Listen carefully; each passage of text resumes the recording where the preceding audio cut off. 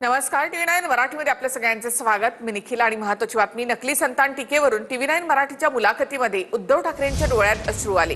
गुजरात दंगलीनंतर ज्या बाळासाहेबांनी मोदींना मदत केली त्याच बाळासाहेबांच्या पुत्राचा मोदींनी नकली संतान असा उल्लेख केला. याबद्दल ठाकरेंनी खंत बोलून दाखवली आहे. पंतप्रधान मोदींनी केलेल्या नकली संतान या टीकेवर बोलताना उद्धव ठाकरेंच्या डोळ्यात अश्रू आले.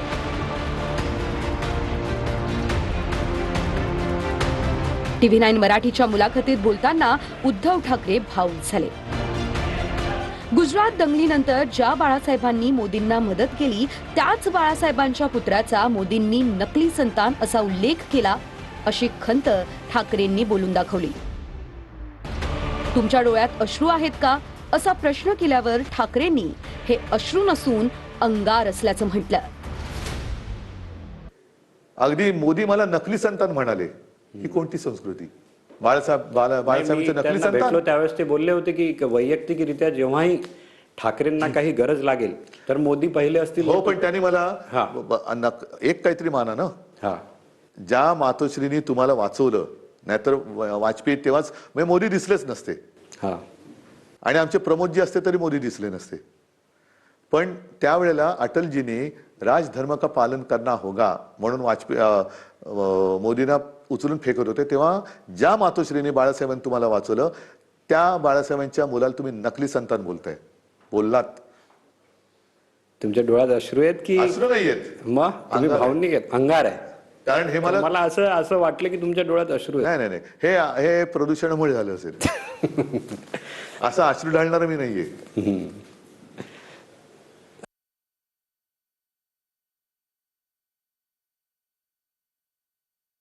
माझ्या मनात एक आणि तुम्हाला जेंटलमॅन छवी आहेच ना. मी जे आहे, जे पटत नाही ते पटत नाही. जे पटत ते माझ्या शत्रूचं असलं आणि पटलं तरी मी पटलं बोलणार आहे. आणि मित्राचं नाही पटलं तरी नाही पटलं बोलणार आहे. आणि अशीच अपेक्षा माझी इतरांकडनं की माझं नाही पटत मला तुम्ही समजवा. समोर खड्डा आहे हे सांगणारा मित्र फडणवीसांनी गमावल्याचं उद्धव ठाकरे यांनी म्हटलं. मातोश्रीची बदनामी बंद करा. फडणवीसांसाठी मातोश्रीचे दरवाजे उघडतील, त्यांना जेवायला देखील बोलवेन, असं उद्धव ठाकरेंनी TV9 मराठीला दिलेल्या मुलाखतीमध्ये म्हटलंय. मातोश्रीला बदनाम करू नका. फडणवीसांसाठी मातोश्रीचे दरवाजे उघडतील, असं उद्धव ठाकरे म्हणाले. मुंबई विकू नका, मराठी अस्मिता जपा, असंही ठाकरे TV9च्या मुलाखतीत म्हणाले. फडणवीसांचा एक काल इंटरव्ह्यू झाला. मी तुम्हाला तुम्ही जेंटलमॅन म्हणून विचारतो. ते बोलले की जर निवडणुकीनंतर राज ठाकरेंनी मला चहा प्यायला बोलवलं तर मी जाईल किंवा ते माझ्या घरी येतील. तर त्यांना जेव्हा तुमच्याविषयी विचारलं तर ते बोलले की उद्धव ठाकरेंनी मातोश्रीचे दरवाजे माझ्यासाठी 2017ला बंद केलेत. असं अजिबात नाही झालेलं. एवढा माणूस की विसरणारा मी माणूस नाहीये. पण तुम्ही मातोश्री बदनाम करायला निघालात. मातोश्रीवरती वाटतील ते आरोप तुम्ही करताय, ते तोंड बंद करा. मातोश्रीचे दरवाजे उघडतील. मातोश्री दरवाजे उघडतील की उघडे आहेत? नाही, उघडतील म्हणजे मी एवढ्यासाठी म्हणतोय की त्यांनी बकवास करणं बंद करावं. मातोश्रीला बदनाम करण्याचं बंद करावं. कौटुंबिक बदनामी आमची बंद करावी. जी कौटुंबिक बदनामी कधी कोणाची केलेली नाही, माझ्याकडे माहिती असून सुद्धा मी केली नाही आणि मी करणार नाही.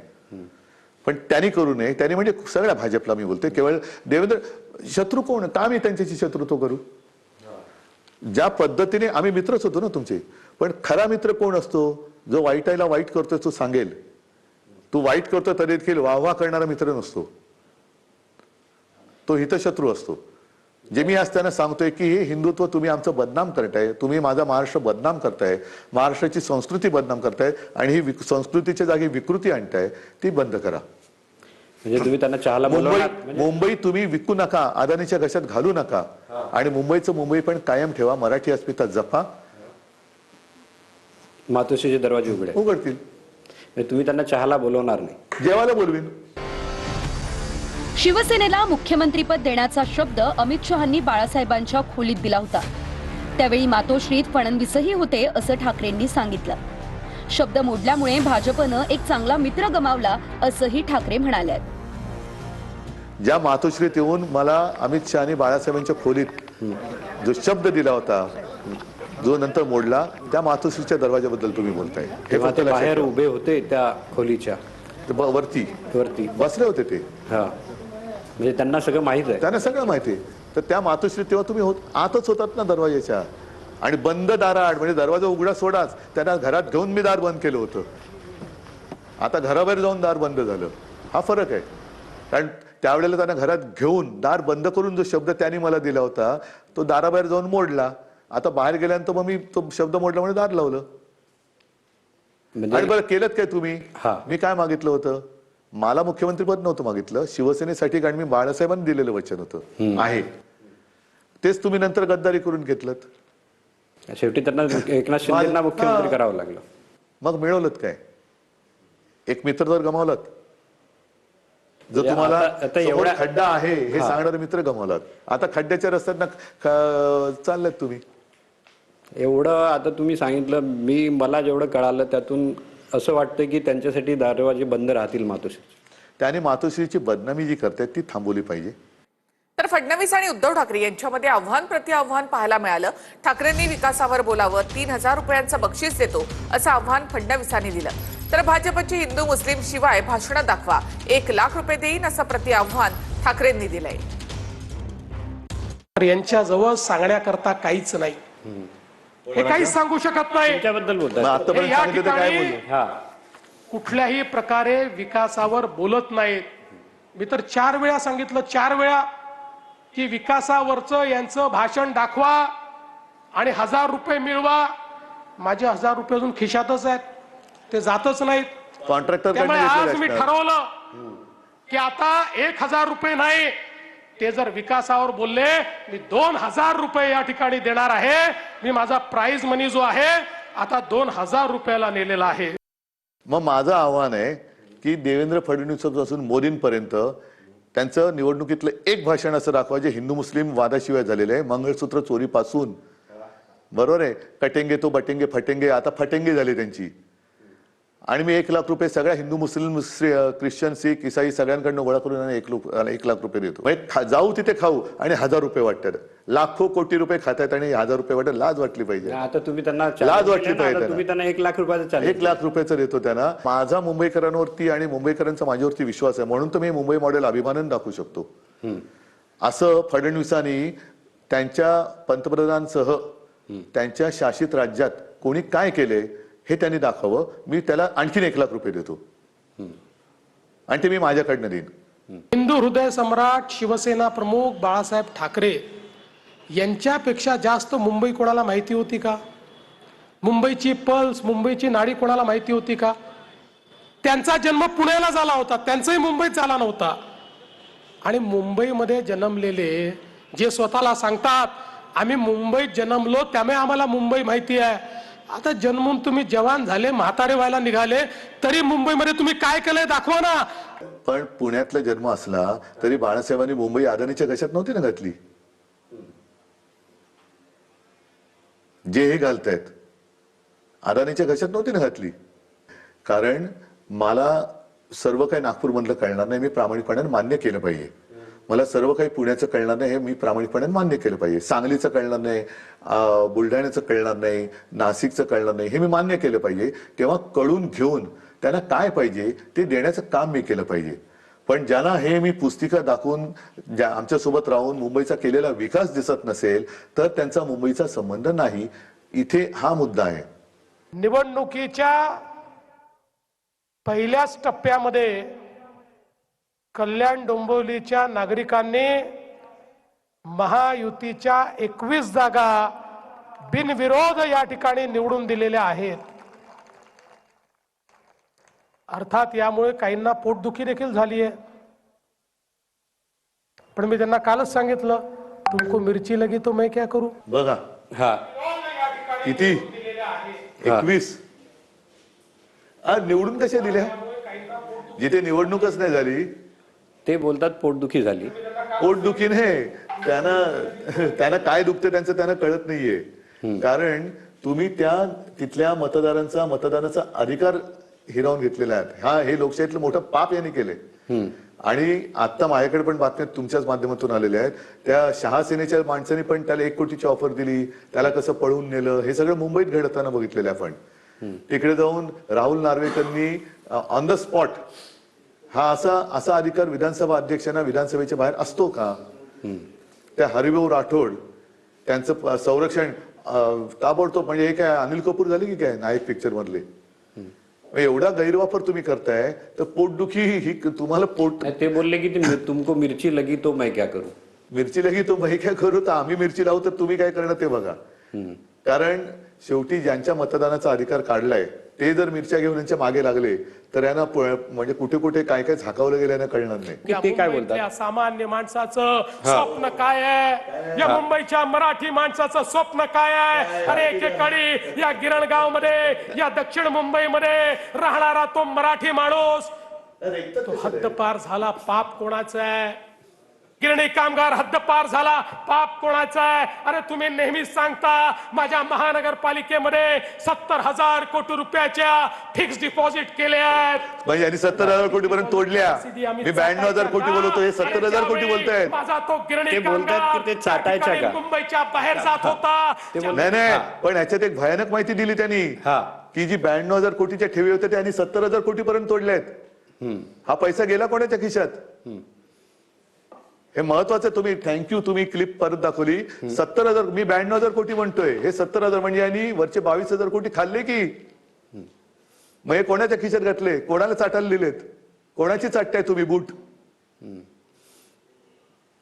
हे भयानक आहे. म्हणजे खूप मोठं तुम्ही याचा गौप्यस्फोट झालाय. 70,000 22,000 कोटी इकडेच खाल्ले आणि भाषणात. म्हणजे त्यांचं जे म्हणणं आहे ते चुकीचं आहे. बरं, गणेश नाईक म्हणतात नवी मुंबई कर्जबाजारी केली, तिथल्या ठेवी तोडल्या. काही तुमच्याच पक्षातले आहेत ना, मग त्यांना समजा ना, अरे ठेवी काय चाटायच्या होत्या का म्हणून. नव्या मुंबईच्या पण ठेवी तोडल्या. त्याने तर सांगतात नव्या मुंबईत FSI घोटाळा. तर त्या FSI मध्ये मुख्यमंत्री म्हणून देवेंद्र फडणवीस सामील आहेत का? आणि असतील तर काय क्लीन चिट, नसतील तर त्यांच्याच पक्षातले गणेश नाईक एक जबाबदार मंत्री जेव्हा नव्या मुंबईच्या ठेवी तोडल्यात सांगतात, FSI घोटाळा झाला सांगतायत, तर तो ज्यांनी केला त्या माणसाला ही शिक्षा देणार आहेत की नाही? राष्ट्रवादीच्या एकत्रीकरणावर अजित पवारांनी सूचक प्रतिक्रिया दिली. थांबा आणि पहा असं उत्तर अजित पवार यांनी दिलं. तर तुम्हाला जे समजायचं ते समजा असं सुप्रिया सुळेंनी म्हटलंय. राष्ट्रवादीच्या एकत्रीकरणाच्या प्रश्नावर अजित पवार आणि सुप्रिया सुळे यांनी सूचक उत्तर दिलंय. थांबा आणि पहा असं अजितदादा म्हणाले. तर तुम्हाला जे समजायचंय ते समजा असं सुप्रिया सुळे यांनी म्हटलंय. शेवटचा प्रश्न, ताई आणि दादा आता एकत्र आलेलं पाहायला मिळत आहे. असाच ताई आणि दादांचा प्रवास इथून पुढच्या निवडणुकांमध्ये देखील एकत्र पाहायला मिळणार आहेत. थांबा आणि पहा. आज तुम्ही दोघे जण एकत्र व्यासपीठावरती पाहायला मिळालात. पवार साहेबांचा सुद्धा फोटो होता. ताई आणि दादा मनाने एकत्र आलेले आहेत की पुण्यामध्ये झालेली आघाडी ही पॉलिटिकल ऍडजस्टमेंट आहे, नक्की म्हणायचं का? तुम्हाला जे वाटेल त्याचा अर्थ तुम्ही काढा. पुणे आणि पिंपरी चिंचवड महापालिकेची निवडणूक दोन्ही राष्ट्रवादी एकत्र लढतायत. आज दोन्ही राष्ट्रवादींचा जाहीरनामा प्रसिद्ध झालाय. यावेळी झालेल्या पत्रकार परिषदेत अजित पवार आणि सुप्रिया सुळे शेजारी शेजारी बसले होते. यावेळी सुप्रिया सुळेंचा मला पाठिंबा असल्याचं अजित पवार यांनी म्हटलंय.